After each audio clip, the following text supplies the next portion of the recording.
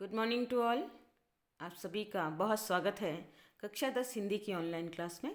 कक्षा 10 हिंदी में आज जो हमने बहुविकल्पीय प्रश्न लिए हैं वो है राम लक्ष्मण परशुराम संवाद, जो कि पाठ आपका 2 है और पाठ्यपुस्तक का नाम क्षितिज है और कवि तुलसीदास जी है। तो बोर्ड परीक्षा के लिए उपयोगी रहेंगे। तो इसमें जो मैंने कुल मिला के 50 प्रश्न लिए हैं MCQ, तो वो हम समझ लेते हैं। परशुराम के अनुसार लक्ष्मण इनमें से क्या है? साथ में उत्तर सम्मिलित ही है।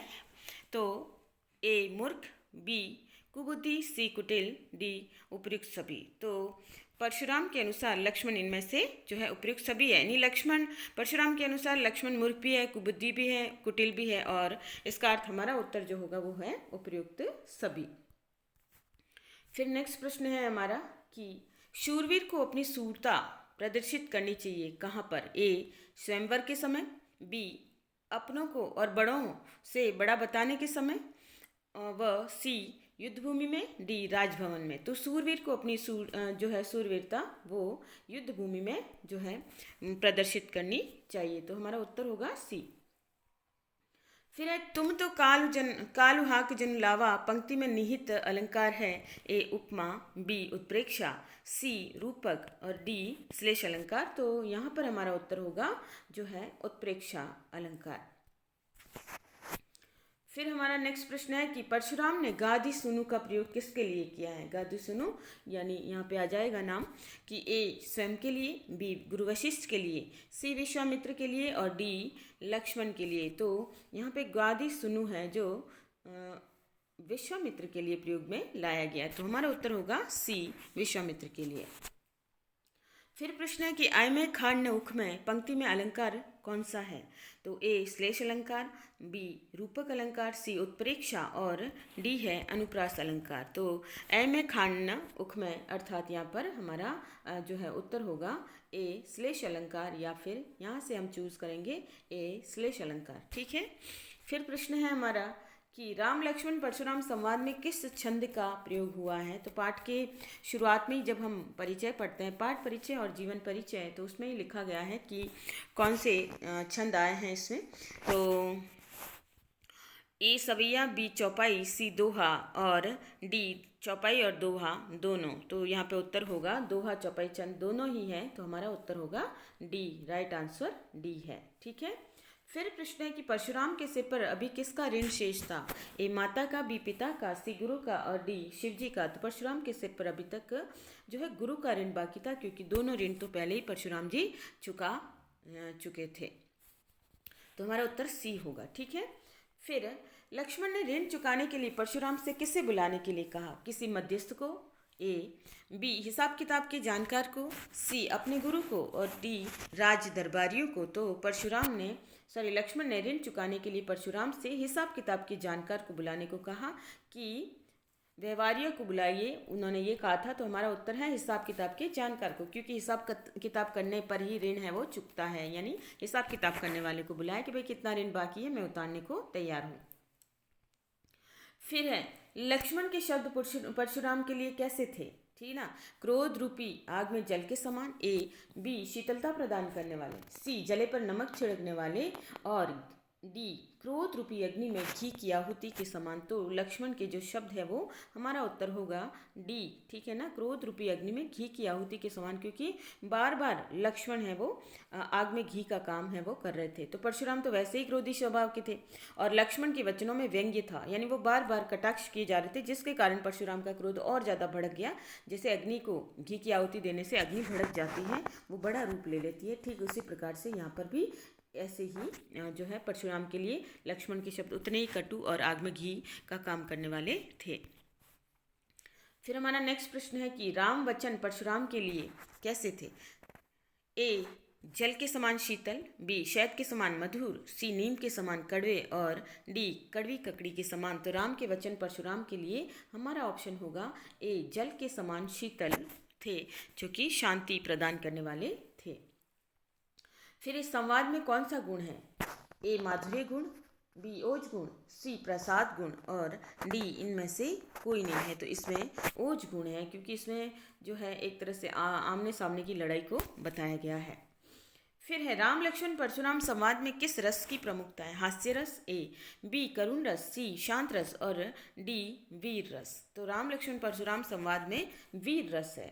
ठीक है ना, बार बार जो है दोनों किसी न किसी प्रकार से जो है अपना क्रोध दिखा रहे हैं। लक्ष्मण भी निडर हैं और परशुराम है वो भी शांत होने का नाम नहीं ले रहे हैं, तो वीर रस का प्रभाव यहाँ पे दिखाई देता है। फिर प्रश्न है कि राम लक्ष्मण परशुराम संवाद में किस शब्द शक्ति का प्रयोग है वो आया है? तो ए अभिधा, बी लक्षणा और डी सी व्यंजना और डी इनमें से कोई नहीं। तो यहाँ पे जो शब्द शक्ति का प्रयोग हुआ है वो व्यंजना शब्द शक्ति का प्रयोग है वो हुआ है, तो हमारा उत्तर होगा सी। तुलसीदास का जन्म कब और कहाँ हुआ था? तो ये आपके पाठ परिचय में ही दिया गया है, मतलब जहाँ जीवन परिचय शुरू होता है तो वहाँ पे।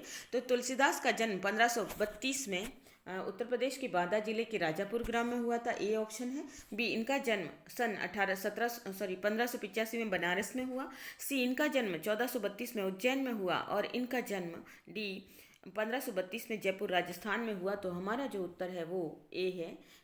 ठीक है, ए जिसमें पर तुलसीदास जी का जन्म है वो 1532 में हुआ था। उत्तर प्रदेश के बांदा जिले के राजापुर गांव में तुलसीदास जी जन्मे थे।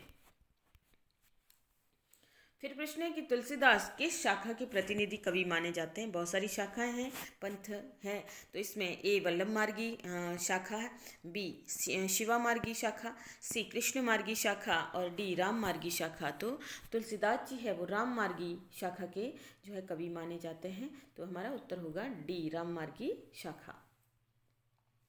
तुलसीदास के काव्य में किन किन रसों की प्रधानता है?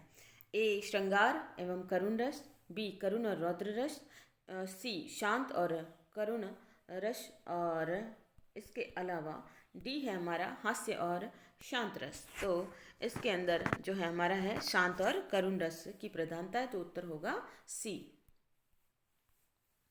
फिर है तुलसीदास ने अपने काव्य में किस भाषा का प्रमुखता से प्रयोग किया है? ए ब्रजभाषा, बी अवधी भाषा, सी खड़ी बोली और डी राजस्थानी। तो जो राम लक्ष्मण परशुराम संवाद जो लिखा है वो बालकांड से लिया गया है और साथ में इसके अंदर तुलसीदास जी की भाषा है वो बी अवधी भाषा जो है वो मानी गई है। ठीक है, तो ये हमें याद रखना है कि यहाँ पे भाषा कौन सी है, तो आपको उत्तर याद रखना है अवधी भाषा है। फिर प्रश्न है कि राम लक्ष्मण परशुराम संवाद में किस घटना के कारण विवाद हो रहा है? ए अपनी अपनी वीरता प्रदर्शन को लेकर, बी शिवजी के धनुष के टूटने के कारण, सी लक्ष्मण की उद्दंडता के कारण और डी परशुराम के बड़बोलेपन के कारण। तो यहाँ पे किस घटना पे विवाद हो रहा है? तो हमारा जो उत्तर है, क्योंकि शुरुआत ही पाठ की ऐसी हुई कि ये शिव धनुष किसने तोड़ा है, तो यहाँ पर हमारा ऑप्शन होगा, उत्तर होगा बी शिवजी के धनुष के टूटने के कारण विवाद है हो रहा है। और विवाद कौन कर रहा है? परशुराम जी फिर आ गए हैं और फिर वो पूछ रहे हैं कि मेरे गुरु के धनुष को किसने तोड़ा है, तो उत्तर हमें याद रखना है बी ऑप्शन। फिर है शिवजी के धनुष तोड़ने की तुलना परशुराम ने अपने किस शत्रु से की है? ए सहस्त्रबाहु, बी घटोत्कच, सी कर्ण और डी दुर्वासा ऋषि। तो यहाँ पर परशुराम शिवजी के धनुष को तोड़ने की तुलना परशुराम ने सहस्त्रबाहु, ठीक है, से की है, जो कि क्षत्रिय राजा है और उन्होंने उसको अपना प्रबल शत्रु है वो माना है। का क्षति लाभ जून धनु तोरे, यहाँ जून शब्द का क्या अर्थ होता है? ए जून का महीना, बी जीर्ण, सी जून का धनुष और डी सम्मानित। तो यहाँ पे जून का मतलब पुराना, ठीक है, पुराना यानी जीर्ण शीर्ण, तो यहाँ पे जूना या जून कह सकते हैं, तो पुराना इसका अर्थ होगा, तो यहाँ पे जून का अर्थ जीर्ण माना गया है, बी ऑप्शन राइट है। फिर प्रश्न है कि राम ने धनुष किस धोखे से छू लिया था? ए कि धनुष बहुत मजबूत है, कि धनुष एकदम नया है, कि धनुष उससे उठेगा नहीं, कि धनुष बहुत भारी है। तो राम ने जो हमारा उत्तर होगा कि धनुष एकदम नया है। राम ने ये सोचा था कि धनुष एकदम नया है क्योंकि वो नया जैसा ही लग रहा था, सजा सवरा सुंदर तरीके से सजा हुआ था, तो धनुष बहुत सजा धजा था। राम ने सोचा कि ये एकदम से नया है और धनुष जैसे ही हाथ में लिया और धनुष पुराना होने के कारण टूट गया था। परशुराम ने अपनी भुजाओं के बल से क्या कर दिया था? तो ए धरती को क्षत्रियों से रहित, बी क्षत्रियों का पालन, सी गरीब लोगों की सहायता और डी विश्व विजय। तो यहाँ पर हमारी पाठ के अनुसार यहाँ पे कि परशुराम ने अपनी भुजाओं के बल पर धरती को क्षत्रियों से रहित कर दिया था, यानी वो क्षत्रिय राजवंशों से नफरत करते थे। ठीक है, परशुराम ने अनेक बार इस धरती पर क्षत्रिय राजाओं का वध किया और उनका राज्य है वो ब्राह्मणों को दे दिया था। तर्जनी देखकर कौन मर जाता है? तर्जनी अंगुली का नाम है। ठीक है, हमारे हाथ की 5 अंगुलियां होती, अंगुष्ठ यानी जो अंगूठे के पास की जो अंगुली होती है उसे तर्जनी कहते हैं। और यहाँ पर कि तर्जनी देखकर कौन मर जाता है? ए कायर व्यक्ति, बी कुमड़बतिया यानी छुई मुई का पौधा, सी अहंकारी व्यक्ति और डी काशी फल। तो तर्जनी देखकर ये जो हमारा उत्तर होगा वो बी ऑप्शन होगा, कुमड़बतिया। कुमड़बतिया यानी जिसे हम अपनी भाषा में वर्तमान लैंग्वेज में इसे हम छुई मुई का पौधा कहते हैं। और छुई मुई का पौधा जो कि अगर हम उसे हाथ से छुएंगे या हमारी अंगुली भी उसे छू जाएगी तो वो पौधा एकदम से सिकुड़ जाता है। ठीक है ना, तो उसे ही कुमड़बतिया का पौधा है वो कहा है। और उसे जैसे हाथ लगाएंगे वो एकदम से सिकुड़ सा जाता है। तो यहाँ हमारा उत्तर होगा कुमड़बतिया। ठीक है, फिर रघुकुल के लोग किन किन पर दया करते हैं? तो ए गरीबों पर, बी महिलाओं पर, सी ब्राह्मणों पर और डी देवता ब्राह्मण ईश्वर के भक्त और गाय पर। तो हमारा उत्तर होगा रघुकुल के लोग हैं जो देवताओं के ऊपर जो है अपनी सुराई नहीं दिखाते हैं, शौर्य नहीं दिखाते हैं, ब्राह्मणों के ऊपर नहीं दिखाते, ईश्वर के भक्तों के ऊपर भी नहीं दिखाते हैं और गाय पर भी। तो यहाँ पे उत्तर हमारा होगा डी ऑप्शन। और क्यों नहीं करते हैं? क्योंकि इन सबको वो जो है आदरणीय मानते हैं, क्योंकि इनके मारने से पाप भी लगता है और इनसे हारने से जो है क्षत्रियों को अपकीर्ति मिलती है, इसलिए वो इन सबको सम्मान है वो देते हैं।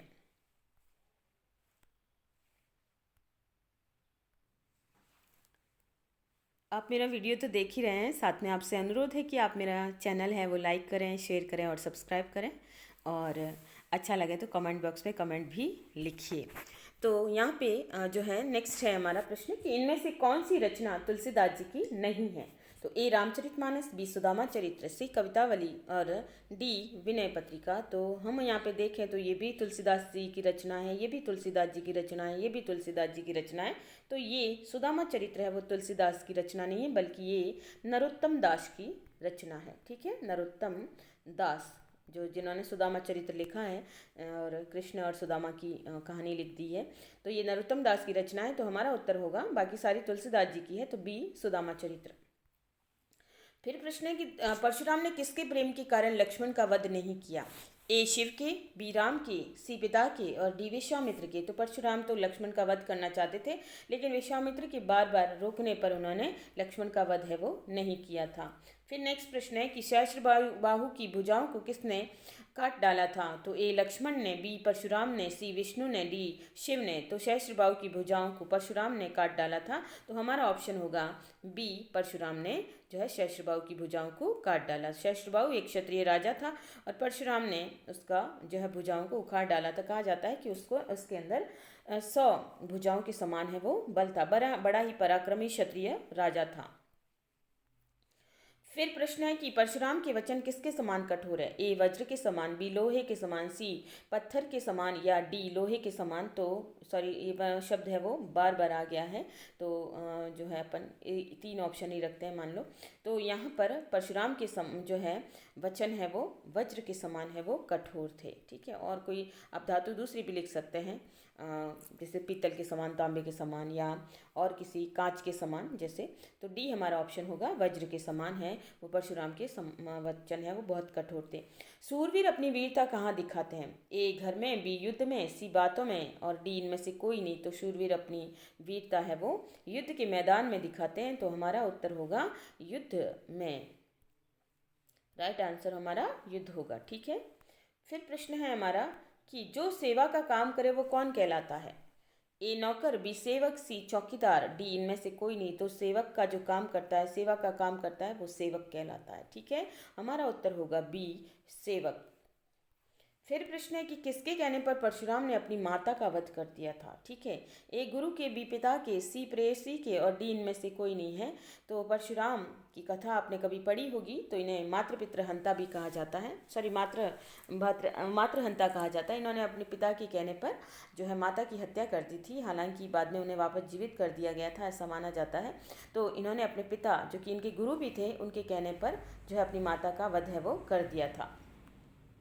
परशुराम शिव को क्या मानते थे? ए पिता, बी ईश्वर, सी गुरु और डी सेवक। तो परशुराम है वो शिव को जो है अपना गुरु मानते थे और इसीलिए वो धनुष टूटने पर वो बहुत ज़्यादा विरोध कर रहे थे कि उनके गुरु का अपमान किसने किया है।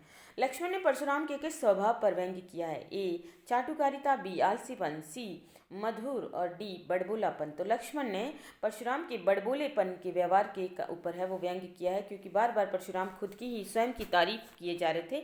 आत्म प्रवंचना का भाव है इसमें दिखता है और परशुराम बार बार अपनी शौर्य, अपनी पराक्रम की चर्चा कर रहे थे, इसलिए लक्ष्मण ने कहा कि आप तो बहुत बोलते हैं।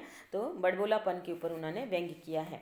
रामचरितमानस किसके द्वारा लिखा गया ग्रंथ है? तो ये तो बहुत ही फेमस है, लेकिन अगर आपको फिर भी नहीं आता है तो आप इसमें देखिए कि रामचरितमानस किसके द्वारा लिखी गई रचना है। तो वाल्मीकि, ख तुलसीदास, घ वेद व्यास और घ कबीर। तो रामचरितमानस है वो तुलसीदास जी की जानी मानी रचना है जो कि बहुत ही फेमस है। ठीक है।